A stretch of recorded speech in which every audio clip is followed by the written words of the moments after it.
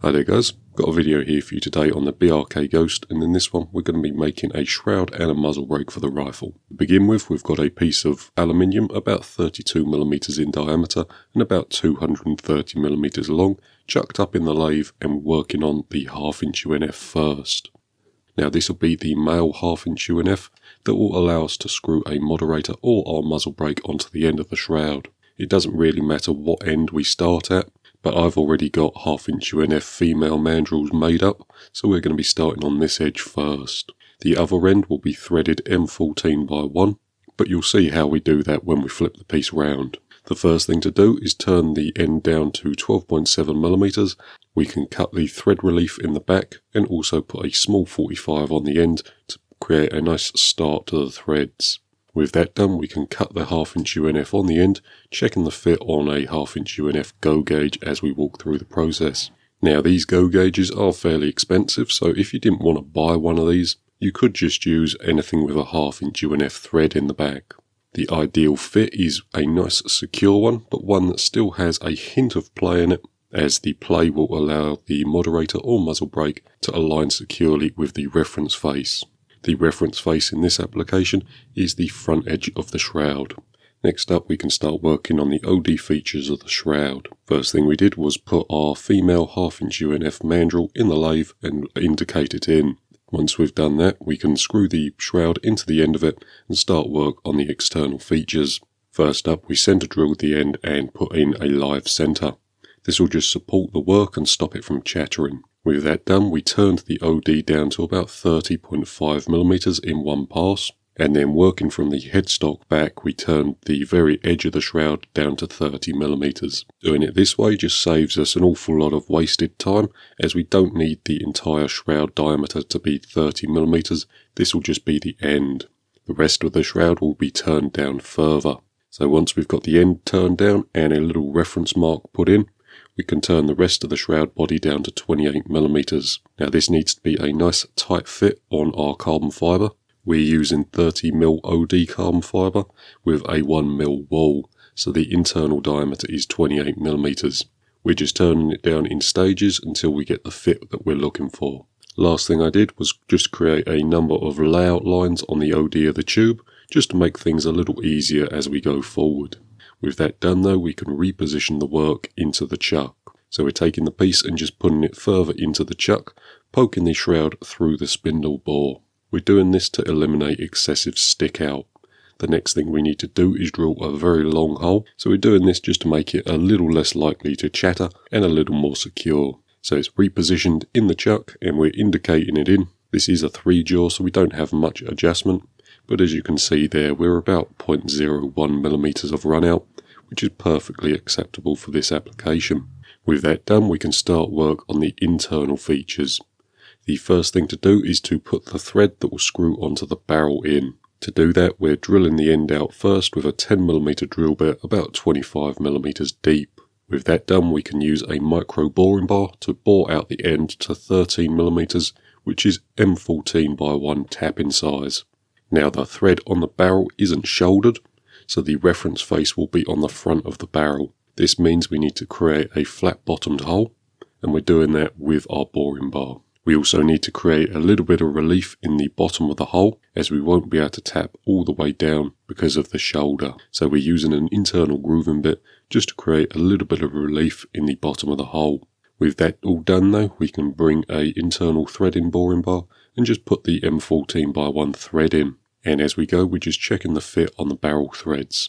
And again, like with the 1/2 inch UNF on the end of the shroud, we want a nice secure fit, but one with a hint of play between the threads and the shroud. This little bit of play will just allow the shroud to align with the reference face, which is the front of the barrel. Once we're happy and the barrel screws on nice and securely, we can move on to drilling the hole through the shroud. Now this rifle is a 177 rifle, and this shroud I want to be as quiet as possible. To achieve this, we're going to be drilling a 5mm hole straight through the shroud, and the 5mm hole will be nice and tight on the pellet. What this will do is force as much air as possible back through the shroud rather than out the muzzle. And in general terms, the smaller the hole in the shroud or moderator, the quieter the rifle will be. So a 177 pellet is 4.5mm in diameter, so a 5mm hole gives us 1/4 mm clearance either side. I've found 5mm to be sort of the limit. Any smaller than that and you start to run into problems. And even at 5mm it is awful close, especially as this shroud will be about 220mm long. To create the hole we're using a pilot drill first, which is just a standard 5mm drill bit, and then we're coming through with an extra long drill bit, again 5mm in diameter. As we drill through, we're just using real small pecks, about 3mm at a time, and then retracting the drill bit, clearing the chips and applying more oil. When you're drilling real long holes like this, it's important to take real nice shallow pecks, as if you get too many chips packed into the side of the drill, it can cause it to wander off course. So nice shallow pecks and plenty of oil just to lubricate everything and keep everything running nice and smoothly. We can't go all the way through the shroud, unfortunately. This drill bit is 200mm long, with 150 of that being flute length, so we can only really go about 150mm from this side. So once we're at depth, we can take the part out of the lathe, flip it round and put it back in, indicating it in before we start drilling, as again we want the hole to be nice and central through the shroud. But once it's running nice and true, we can drill through from this side and break through into the other hole. Finally, just a check of the bore here, just to make sure that the hole looks like it's running nice and central through the part and it's not wobbling as we rotate the lathe. And as you can see there, the hole looks pretty central through the piece. With that all done, that's pretty much all the important features of the shroud. The next things we need to do are just decorative. So to begin with, we're turning a small cone on the end of the shroud. Now this is just waste material, so this will both look nicer and make the shroud a little lighter. And we're turning the cone on the end using a 45-degree chamfer tool, just to turn out some of the waste material. The next thing to do is cut a number of reliefs in the shroud body, just to allow us to hold some thick felt. Now these are just clearance areas, so they don't need to be indicated in or anything like that. And we're turning them out using our 45-degree tool again. The felt we're using is a little over 3mm thick, so we're turning 3mm off each side, so 6mm off the diameter. As we walk through the process, we're just checking the fit of the felt, just to make sure it fits nicely. Now with the felt, you don't want it super tight in the carbon fibre tube, as that will just make it difficult to install and more likely to ruck up as you actually push the carbon fibre over the felt. So it needs to be held securely, but not too tight, as that will just make it difficult to install. With it down to dimension, the last thing we can do is just square out the ends using a standard lathe tool. Once one side's been done, we can flip the part over in the lathe and just turn the other side out.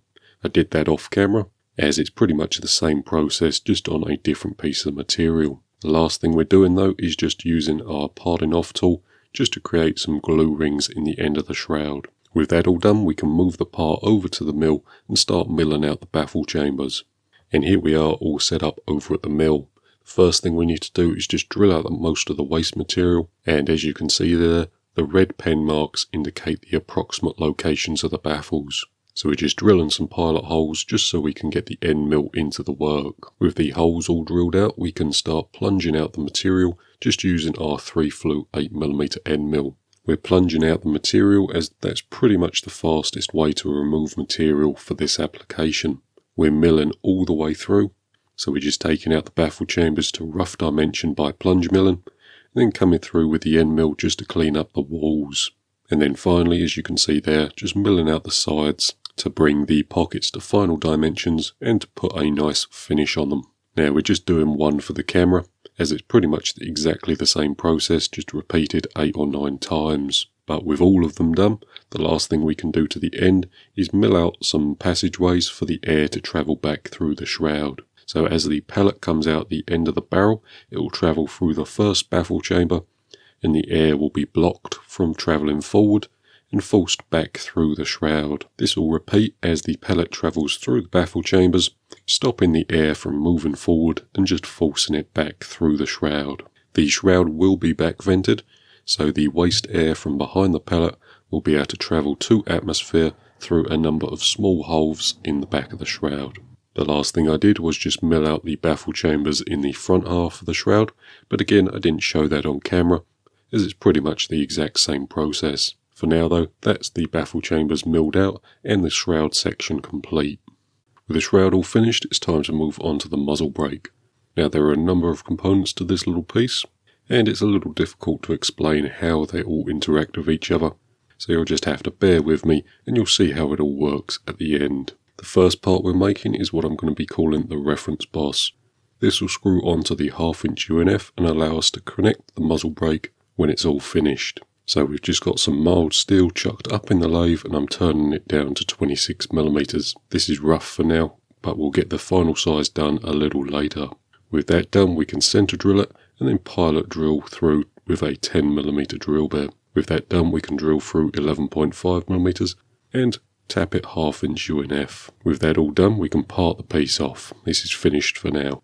The next part we're making is what I'm going to be calling the muzzle nut. So again, using the same piece of material, we're facing it and then turning it down to 26mm. With that done, we're turning one end down to 19.5mm and then chamfering it and deburring it, and then come through with a 13.5mm drill just to take out most of the waste material. With that done, we can move over to a boring bar and bore the end out to 15mm, which is tap in size for M16x1. And finally, we can tap the piece M16x1. Now, unfortunately, I don't have an M16x1 tap, so we're just using a micro boring bar to create the threads on the inside. Fortunately, I don't have a reference for M16x1, so we are just going down to the calculated thread depth. We'll make the male threads to suit the female threads at a later date. But with that all done, we can part this piece off and move on to the next part. And this is going to be the body of the muzzle brake. So first thing to do is face the aluminium, then turn it down to 41mm OD. Next we can center drill the part and start work on the back features of the muzzle brake. This will include the reference face and also house the muzzle nut. To start, we're drilling out the end 13.5mm, about 25mm deep. Next we can bore this out to 20mm just using a small boring bar, taking nice shallow passes as we need this to be a nice concentric diameter, and whilst this dimension isn't critical, we are going to be referencing it a little later, so we need a nice consistent dimension and one we can work from a little later. With that done, we can bore out the very end of the piece to 25mm. This is the part that will be a nice fit around our reference boss. So a nice consistent 25mm hole with a small relief in the corner. Both the internal dimension and the face length are reference faces, so they both need to be a very good finish and accurately positioned.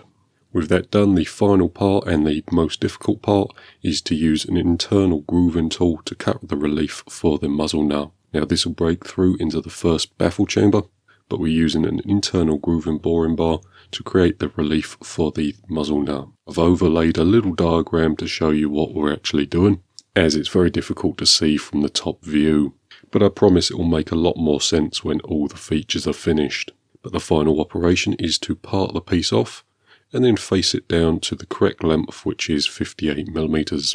Once all that's done, we can move the piece over to the mill and start work on the milled features. First up, we're going to be milling the flat on the top and bottom of the muzzle brake. So we've just got the piece held in our vise with some parallels underneath it, and the flat to flat dimension will be 34mm. So we're taking 3.5mm off each side of the muzzle brake, taking it down in about 0.5mm increments, just to make sure that the piece stays nice and flat and we get a nice consistent finish on it. Once we're nearing the dimension that we need, we take a measurement using our calipers across the flat to the round side and make sure that we haven't overshot or undershot our dimension. Once we've confirmed that, we can take a finish pass, then flip the part over using the parallels as a reference on the flat side. Next we can just mill the other side to match the first side. With that done, we can start work on one of the decorative features, which is a small slot in the top and bottom of the brake. This is done by using a 16mm end mill, just coming through, milling a small slot out the top. This slot is about 1.5mm deep and just over 16mm wide. So we're using a 16mm end mill, taking nice shallow cuts just to make sure we don't throw up any unnecessary burrs, feeding in the y-axis, just till we get to a visual reference point. Once that's been done on both sides, we can rotate the part in the vise and start milling out the baffle chambers. Like the shroud, the first thing we're doing is just drilling out the waste material using a standard drill, then coming through with a long 8mm 3-flute end mill just to plunge out most of the waste material. Once the material's been plunged out, we can come back with our mill and just mill out the sides to mill them out to our desired dimension. With that all done, the final operation is to finish mill the walls. Now obviously you see the muzzle brake walls, so these need to be a good finish without any obvious steps or anything like that in them. The way we're doing this is using a long series 8mm end mill and just taking 10mm steps. Now unfortunately this end mill isn't long enough to do the sides in one pass. It's about 30mm of flute length, whereas our muzzle brake is around 41mm deep. To compensate for this, what we're doing is the first 3 10mm steps, so 30mm deep, we're doing individually, and then the final one at 30mm deep, we're over milling it slightly. So taking our desired dimension and just coming out about 0.1mm. Now when we do this, the tool will deflect slightly, so it will mill a little deeper at the top of the tool as opposed to the very tip of it. What this will do is just create us a little bit of clearance as we mill the final 10mm out. So the final step will be taken to our correct dimension, and then we can just blend in the sides until we get a nice seamless transition. It all sounds a little more complicated than it actually is, but all this little step will do is stop the shank of the tool rubbing against the sides of the work. Moving back over to the lathe, the first thing we've done is put a 1/2" UNF male mandrel in the 3-jaw, chucked it up and indicated it true. Once that's done, we can screw the reference boss onto the 1/2" UNF and face the end to length. With that done, we can turn the OD down to just over 25mm and then turn the end down to 16mm for threading. Before we thread it though, we are turning the OD down for a nice close reference fit on the inside of the muzzle brake. So this is the 25mm bore that we cut earlier. Taking about 0.02mm at a time, so about 1 thou passes, until we get a nice fit on the muzzle brake. I do want a tiny bit of clearance here, as the muzzle brake will be anodized, so there will be a microscopic amount of growth in the aluminium muzzle brake, but we're just taking it down one step at a time, checking the fit of the muzzle brake against the reference surface until we get it where we want it to be. And there we have it. There's very little play between the two parts, and the brake spins nice and freely on the reference boss. The next thing we can do is thread the end M16x1, checking the thread fit against our muzzle nut that we made earlier. Once the nut screws on nice and freely, we can screw it on and tighten it into position with a little tool that we made off camera. We can then turn the end of the nut down to 25mm. Now this isn't critical, this is just a clearance dimension. But whilst we're at this stage, I'll just give you a brief explanation of how it all fits together. Right then, before we go on any further, I just want to very briefly explain how this little setup works. So obviously we have our aluminium muzzle brake here, and our thread adapter at the back here, which is made out of steel. This is screwed onto a 1/2" UNF mandrel, and as you saw there, we turn the outside diameter to be a good reference inside this piece here. So when we push that together, it fits together nice and securely with very little play there at all. It's just a hint of detectable play, but I'm hoping that'll sort of go away when we actually anodize the part. When you anodize parts, they grow very slightly, so the little bit of tolerance there is just to make up for that. We also have a thread around the outside, which this threaded nut goes onto. So as you can see there, that screws up like so, and when everything's built up, what will happen is the muzzle brake will be pinched between these two pieces here, and it will act like a nut. So I'll just put it together for you. If we take our muzzle brake there, put our nut in the end. A little fiddly to do for the camera, to be honest, but as you can see there, our nut is in the base there. We have made up a little tool, so this little tool has a number of pins on it, and they fit into the corresponding pin holes in the bottom there.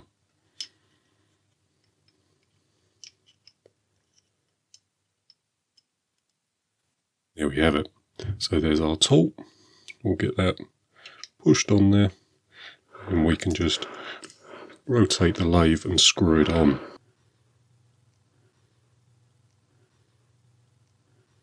Now the tool does have a hex nut on the end, so we can use an 8mm spanner just to tighten it up.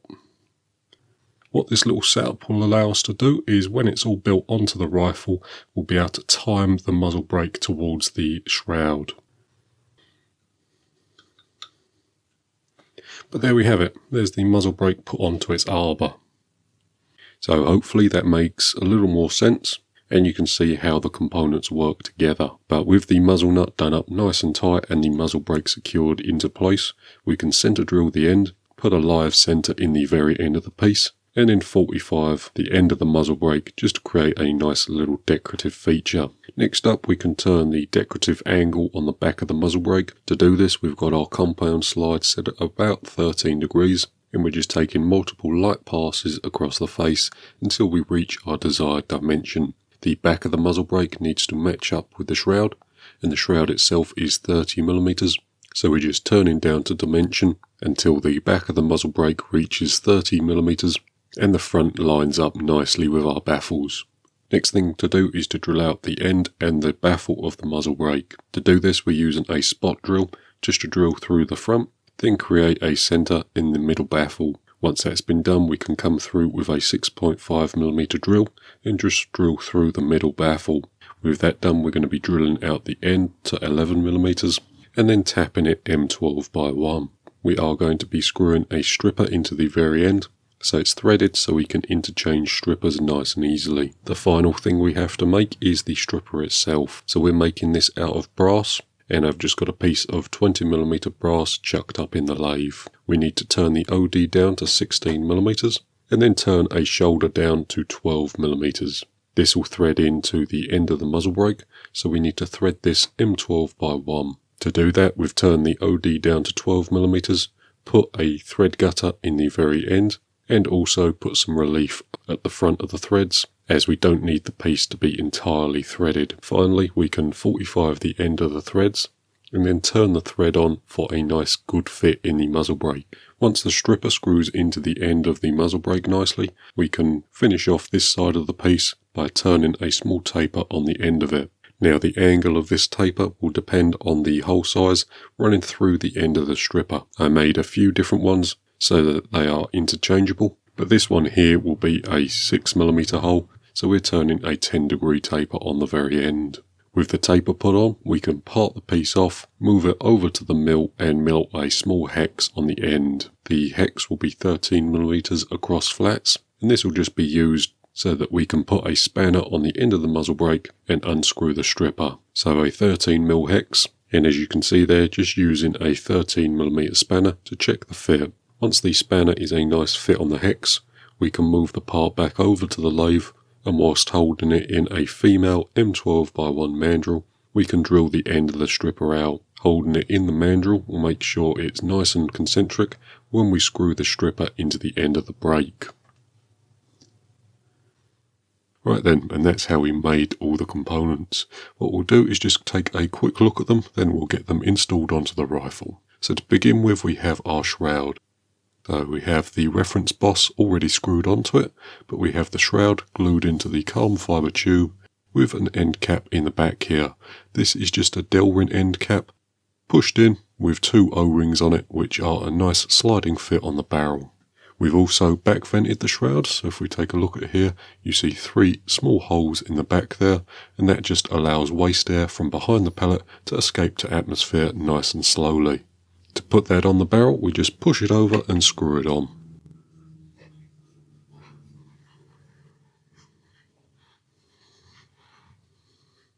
Now the shroud itself is really nice and quiet. Obviously we have a tiny little hole running up the middle of it, and the shroud itself is nice and long.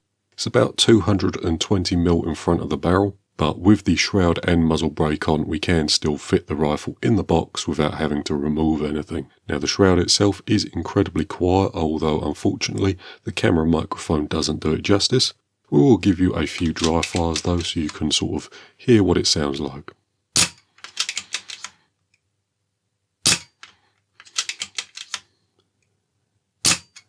And when you're actually sitting behind the rifle and shooting it, The main noise you can hear is the action noise.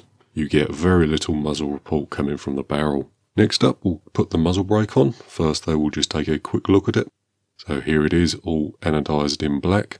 We have the stripper installed into the end there, and as you can see, the tapered section of the brass finishes about 4 or 5mm in front of the actual first baffle there. We have our nut, so this piece here, which holds the muzzle brake on, and as you can see, 16x1 thread in the end there, which screws onto our reference boss. Over here we have our small pin tool. So this has 2 pins in it which line up with any of these holes here. We can put that in and then just use an 8mm spanner on the back there to tighten the nut onto the reference boss. To install the muzzle brake, first thing we're going to do is set the rifle up on its bipod, as it's a lot easier to do when the rifle's sitting on a bipod. Next thing we'll do is make sure the reference nut is done up nice and tight by using a 14mm spanner just to check it's tight, which it is. Up next we'll take our muzzle brake and drop our nut in, so it pushes in from the side there, then drops into position in the base of the muzzle brake there. And then with that in position, we'll come back with our tool, get the pins lined up with any 2 sets of holes in the nut, like so. And then we'll get that screwed onto the front.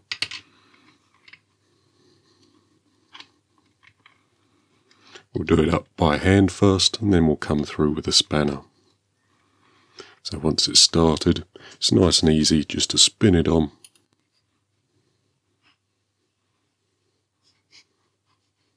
Then once it starts to get tight, we can align the muzzle brake to where it needs to be, and then just do the nut up until it pinches it into position.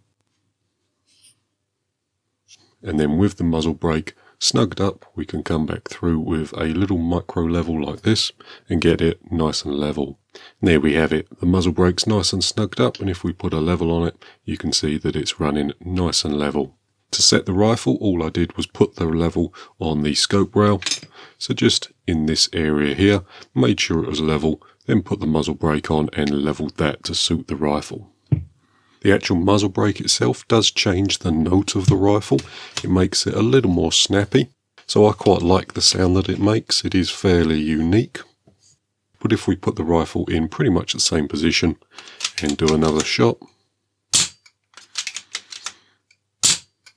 you might be able to hear that it's slightly louder and there's a definitive snap. It's certainly not loud enough to be irritating or anything like that. And if we really wanted to, we could just remove the muzzle brake, install a moderator, and the rifle would pretty much be silent, apart from the action noise of course. But that's pretty much going to do it for this video guys, so thanks for watching and we'll see you in the next one.